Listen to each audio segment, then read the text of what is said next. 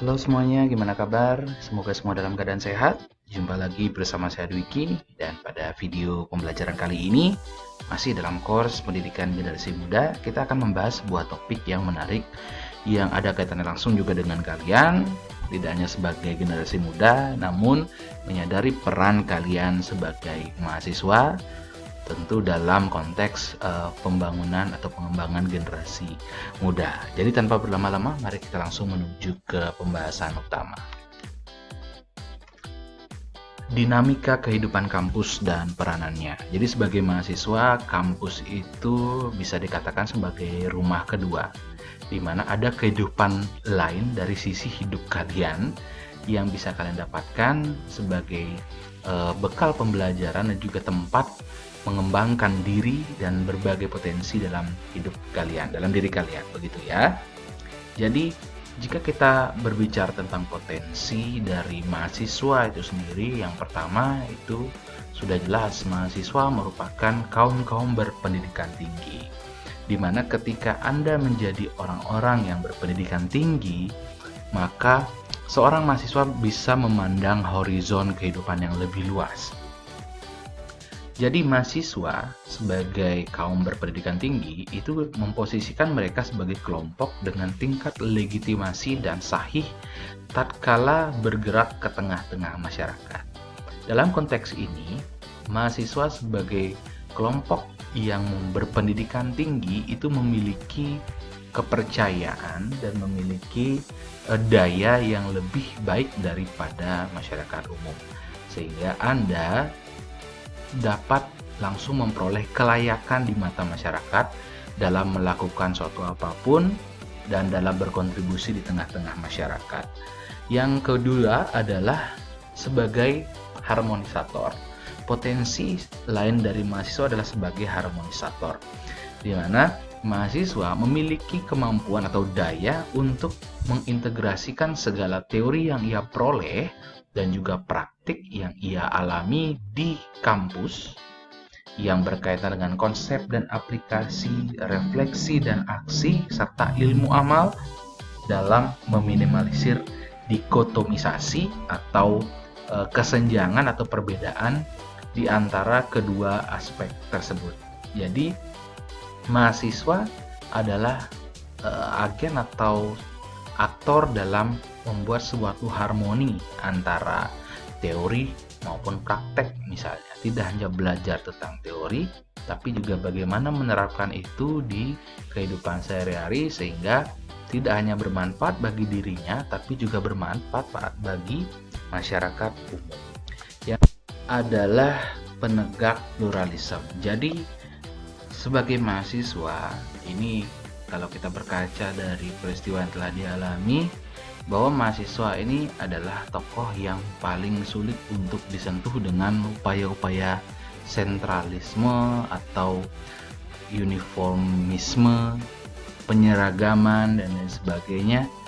Jadi mahasiswa ini sangat plural, di mana perannya di masyarakat tentunya adalah menjaga sebuah perbedaan. Jadi tanpa memandang suatu apapun, yang penting adalah ini merupakan hal yang baik bagi masyarakat banyak. Jadi mahasiswa itu merupakan kaum yang paling sulit untuk disentuh atau diseret kepada sebuah kepentingan-kepentingan khusus, sehingga masyarakat tentu banyak yang mempercayakan segala perjuangan dalam hal kehidupan sosial kepada mahasiswa. Kemudian yang keempat adalah future leader. Mahasiswa merupakan future leader, ya. Jadi tekanan dan kesulitan yang diperoleh dari trial and error dari proses kepemimpinan di kampus ini dalam berbagai aktivitas, berbagai event maupun organisasi dan lain sebagainya, itu menciptakan daya kreatif, rangsangan inovatif dan produktivitas dalam memecahkan berbagai masalah. Sehingga pengalaman-pengalaman yang mereka dapatkan di kampus, baik itu di dalam kelas maupun lebih banyak di luar kelas, itu dapat menyiapkan pribadi mahasiswa yang langsung memiliki potensi untuk menjadi pemimpin-pemimpin di masa depan. Kemudian dinamika kehidupan kampus dan peranannya. Secara umum dapat dikatakan bahwa mahasiswa atau sebagai masyarakat masih beranggapan bahwa Mahasiswa dalam hal ini adalah sekelompok orang yang memiliki kemampuan teoretik, pengetahuan, dan wawasan lebih baik dibandingkan masyarakat umum, begitu ya. Ini tentu tidak lepas dari berbagai potensi yang memang dimiliki atau kelebihan yang memang dimiliki oleh mahasiswa itu sendiri. Jadi, dinamika kehidupan kampus akan tercipta dengan adanya integrasi antara sebuah kapabilitas ilmiah akademis dengan sensitivitas sosial intelektual. Apa itu kapabilitas ilmiah? Kapabilitas ilmiah ini dicirikan oleh kemampuan untuk menguasai suatu pusat keunggulan terhadap suatu bidang ilmu. Jadi seorang mahasiswa akan berhasil menguasai ranah ilmiah akademis ketika yang memang bekerja secara optimal pada suatu hal yang spesifik atau pusat keunggulan. Nah, pusat keunggulan ini bisa diidentifikasi lewat proses pemotretan atau pemetaan potensi diri yang dilakukan secara berkesinambungan. Jadi untuk mengetahui di mana sih keunggulan seorang mahasiswa itu. Jadi ibaratnya kalau dalam sebuah spektrum pengetahuan, kapabilitas ilmiah ini adalah kemampuan yang menjadi dasar yang berkaitan dengan wawasan, intelektual, dan lain sebagainya. Kemudian mahasiswa juga perlu menata spesialisasi diri dengan fokus bidang keilmuan masing-masing agar penguasaan keilmuan itu bisa diukur dengan jelas. Jadi ukuran dari kapabilitas ilmiah ini bukan hanya nilai ya, bukan hanya IPK, tapi juga hasil-hasil lainnya. Ini yang perlu kita ketahui untuk dinamika seorang mahasiswa di kampus pada zaman sekarang yang terus berkembang. Bahwa kapabilitas ilmiah itu tidak hanya diukur dari seberapa tinggi IPK, tapi juga hasil apa yang ditelurkan dari pusat keunggulan atau keilmuan yang mereka miliki. Itu bisa jadi sebuah tulisan misalnya, atau bentuk karya ilmiah, penelitian, atau produk-produk lainnya yang ditujukan untuk perkembangan iptek maupun kemaslahatan masyarakat.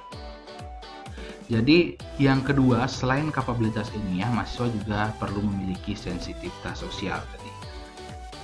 Dalam masyarakat kita, orang-orang pendidikan tinggi, yakni mahasiswa, itu masih menjadi rujukan ya. Itu artinya setiap jebolan kampus sedikit tidaknya dapat mempengaruhi persepsi dan ritme kehidupan masyarakat. Jadi tak jarang seorang sarjana misalnya diangkat menjadi pemimpin masyarakat gitu ya. Indikatornya adalah punya pendidikan tinggi, maka bisa memimpin masyarakat. Kemudian itu bisa terjadi secara formal maupun informal. Nah, potensi dan peran ini harus ditangani secara serius oleh kiprah dan aktivitas mahasiswa yang lazim dinamakan sebagai mahasiswa aktivis. Berbagai aktivitas sosial intelektual harus berdaya menelurkan pribadi-pribadi yang dapat membimbing dan mengarahkan masyarakat untuk kemampuan atau kemajuan moral dan material. Jadi dalam bahasa lain, mahasiswa itu tetap dituntut sebagai tidak hanya sebagai agen perubahan, tapi juga agen sosial, begitu ya. Maka dari itu, dalam sebutan lain dapat dikatakan bahwa masyarakat perguruan tinggi adalah golongan masyarakat intelektual dan sosial. Jadi tidak hanya pintar dalam keilmuannya, tapi juga sensitif dalam menanggapi isu-isu di masyarakat, baik itu isu sosial maupun yang berkaitan dengan keilmuan dan intelektual yang ia miliki. Sekian untuk video pemaparan kali ini mengenai dinamika kehidupan kampus dan peranannya dalam pembangunan generasi muda. Jadi sebagai mahasiswa dan juga sekaligus generasi muda harus menyadari betul potensi yang kalian miliki dan di mana atau bagaimana kalian mengambil peran di dalam kehidupan masyarakat. Sekian, selamat melanjutkan aktivitas belajar dan sampai jumpa di video pembelajaran berikutnya. Bye.